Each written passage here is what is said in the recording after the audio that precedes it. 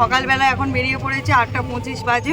তো আমরা নবদ্বীপ ঘাটে মিষ্টান্ন ভবন বলে যে দোকানটা আছে, খুব ভালো মিষ্টি করে। শুধু তাই নয়, দই, কচুরি, আলুর দম সব কিছু পাওয়া যায়। আমরা ওখানে টিফিন করব। সুরতলি ফুড অ্যান্ড ট্রাভেল ব্লগসের আর একটা ভিডিওতে সবাইকে স্বাগত। চলুন আজকের বেরিয়ে পড়েছি। আজকে মিষ্টান্ন ভবন থেকে শুরু করব। আমরা এখন নবদ্বীপে আছি। তো নবদ্বীপে মিষ্টান্ন ভবনে আমরা ভাবলাম আজকে সকালের টিফিনটা করে নিই। তো আমরা সবাই ওখানে কচুরি আর আলুর দম আর সাথে একটা করে ক্ষীর দই অর্ডার দিয়েছিলাম। কচুরিটা খেতে সকাল সকাল দুর্দান্ত লেগেছিল। আপনারা অবশ্যই ট্রাই করে দেখবেন। চলুন এবার আমরা ঘাটের দিকে এগিয়ে যাই। এখানে আমরা 10 টাকা করে প্রতিজন টিকিট কেটেছিলাম লঞ্চে যাওয়ার জন্য। তো আমরা এখন মায়াপুর যাবো। মায়াপুর যাচ্ছ? এই দিদাটাও মায়াপুর যাচ্ছে আমাদের সাথে। মায়াপুর যাচ্ছি। তোমার সাথে কজন আছে? আমার সঙ্গে আমার ছেলে আছে। আর কে আছে? আর কেউ না। ছেলের সাথে যাচ্ছে। তোমরা কি এখানে থাকো নাকি বেড়াতে? এইখানে আমাদের বাড়ি আছে, ঠাকুরপুকুরে বাড়ি আছে। আমরা শিলংয়ে থেকে এসছি, এই মায়াপুর যাব, তারপর আমরা কালকে যাব আমাদের বাড়িতে। আচ্ছা।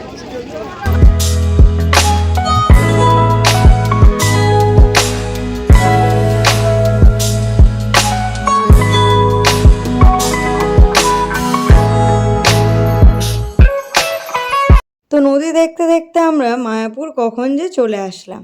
চলুন এবার আমরা একটা টোটোতে উঠে পড়ি। মায়াপুরে আসলেই সবচেয়ে বড় গেটটা আপনারা দেখতে পাবেন, আর প্রচুর টোটো এখান থেকে ছাড়ছে। চলুন একটা টোটোতে উঠে পড়ি। আপনারা এখান থেকে হেঁটেও যেতে পারেন, কোনো অসুবিধা হবে না। আমাদের সঙ্গে যেহেতু ছোট বাচ্চা আছে, তাই আমরা টোটোতে উঠে পড়লাম। মায়াপুর যাওয়ার পথে আপনারা অনেক মন্দির এবং পুরানো মঠ দেখতে পাবেন, যেগুলো প্রত্যেকটি আমরা ঘুরে ঘুরে গিয়েছিলাম। যেমন শ্রী চৈতন্য মঠ, গৌড়ীয় মঠ, নিমাইয়ের জন্মস্থান ইত্যাদি করে করে প্রায় 10 থেকে 12টি মন্দির কিন্তু আপনারা রাস্তাতেই পেয়ে যাবেন। চলুন আমরা এখন মেন মন্দির, যে চন্দ্রচূড় মায়াপুরের মন্দির, সেই মন্দিরে যাই। আমাদের প্রায় 7 মিনিট মতো সময় লেগেছিল রাস্তাটা জ্যাম থাকার জন্য। চলুন এবারে মন্দিরের ভিতরে প্রবেশ করা যাক। প্রথমে মন্দিরে ঢুকলেই আপনারা এই বড় মন্দিরের চূড়াটি দেখতে পাবেন, যেটি এখনও তৈরি হচ্ছে। আমরা ইস্কনের মন্দিরে ঢুকে গেছি। কপি ড্রেস বিক্রি হচ্ছে। হাই মোস্তানের হাই বলে দাও নুনু। নুনু হাই বলে দাও। বলো বলো বলো। আমরা ইস্কনে ঢুকে গেছি, তোমরাও আমাদের সাথে চলো। প্রচুর দোকান। বিকেলে আমরা গোপী ড্রেস ঘুরিয়ে আপনাদের দেখাবো। এখন চলুন সামনে এগিয়ে চলি। তো এটা হলো প্রভুপাদের পুষ্প মন্দির। এই পুষ্প মন্দিরে প্রভুপাদের নানা রকমের জিনিসপত্র মিউজিয়ামের মতো করে রাখা আছে।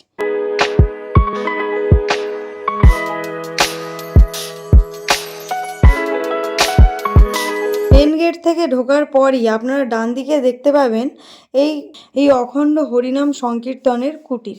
এখানেই শ্রী প্রভুপাদের ভজন স্থান। এখানেই তিনি ভজন করতেন। তার পাশ থেকে চলে গেলেই আপনারা ঠিক এই ভবনগুলির সামনে এসে পৌঁছাবেন, মানে যেখানে আপনারা ভাড়া নিয়ে থাকতে পারবেন। এটা হলো চৈতন্য ভবন। এখানে আমরা এসে দেখলাম হরিনাম হচ্ছে।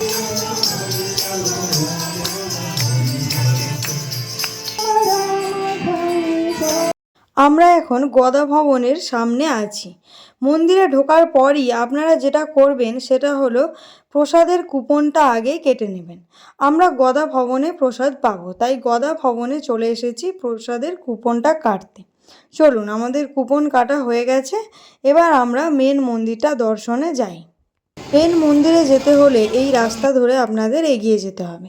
এত সুন্দর ফুলের চাষ করে রেখেছে যে মন কিন্তু আপনাদের খুশি হতে বাধ্য। এই শীতকালে এবং নতুন বছরে কার না ভালো লাগে বলুন। চলুন এবার যাওয়া যাক। এখানে পূজার সমস্ত অনুষ্ঠান সূচি দেওয়া আছে, আপনারা ভালো করে সময় নিয়ে দেখে নেবেন। যেমন 4:30টার সময় মঙ্গল আরতি আর 6টার সময় সন্ধ্যা আরতি।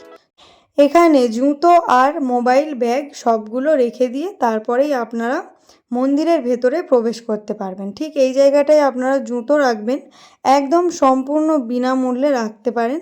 আর আগে যেটা দেখালাম মানে এই জায়গাটা, এখানে আপনারা ব্যাগ এবং মোবাইলগুলো জমা দিয়ে মন্দিরের ভিতরে প্রবেশ করতে পারেন। চলুন।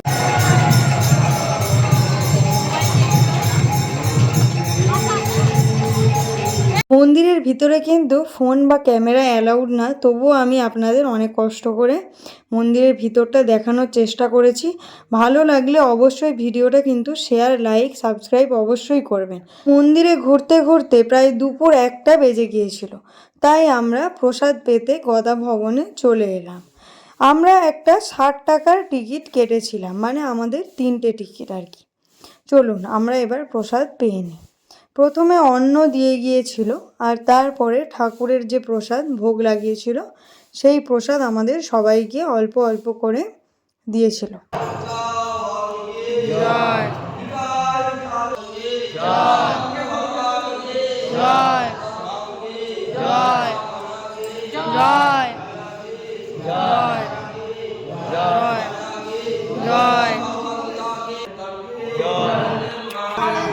আমাদের প্রসাদের থালিতে ছিল পালং শাক, বাঁধাকপির একটু সবজি, সবজি ডাল, শিম পোস্ত, ফুলকপির রসা, চাটনি, মিষ্টি আর পরমান্ন।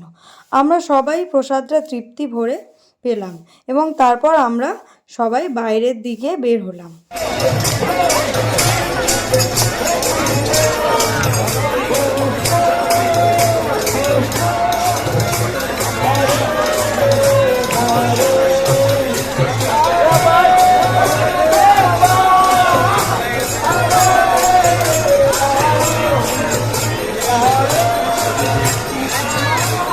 বাইরে এসে দেখলাম এখানে প্রায় সবাই নৃত্য করছে আর হরিনাম গাইছে। নতুন বছরে পা দিয়েই যদি এরকম একটা সুন্দর দৃশ্য দেখতে পাই তাহলে সবারই মনটা কিন্তু ভালো হয়ে যাবে। চলুন এবার আমরা যাই গোশালার দিকে।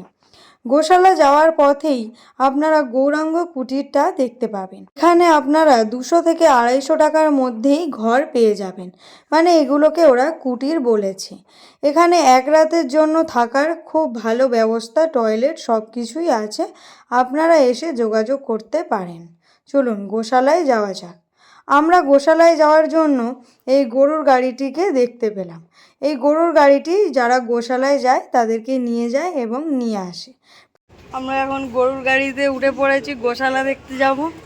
আমার পিছনে এই যে সামনে গরু দুটো দাঁড়িয়ে আছে, আমাদের নিয়ে যাবে। এই যে গাড়িটা, এই গাড়িটায় ভর্তি হয়ে গেলে চলে যাব আমরা গোশালা দেখতে। ও বাবু,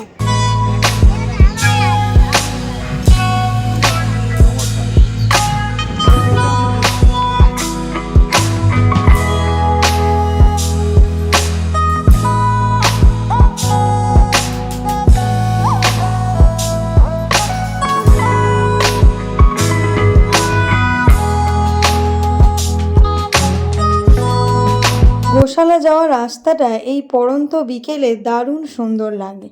চলুন এবারে ভিতরে যাই।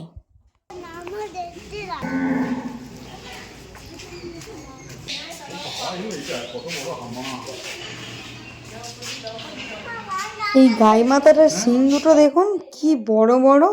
শুধু তাই নয়, এখানে প্রচুর গরু বাঁধা আছে। সকালবেলা এদেরকে মাঠে ছেড়ে দেওয়া হয় আর বিকেলবেলা এদেরকে আবার গোয়ালে ফিরিয়ে নিয়ে আসা হয়। আর এখানে গোবর ভর্তি করে নিয়ে যাওয়া হচ্ছে, গোবর সার হবে অন্যান্য শাকসবজি এবং ফুল গাছ চাষ করার জন্য।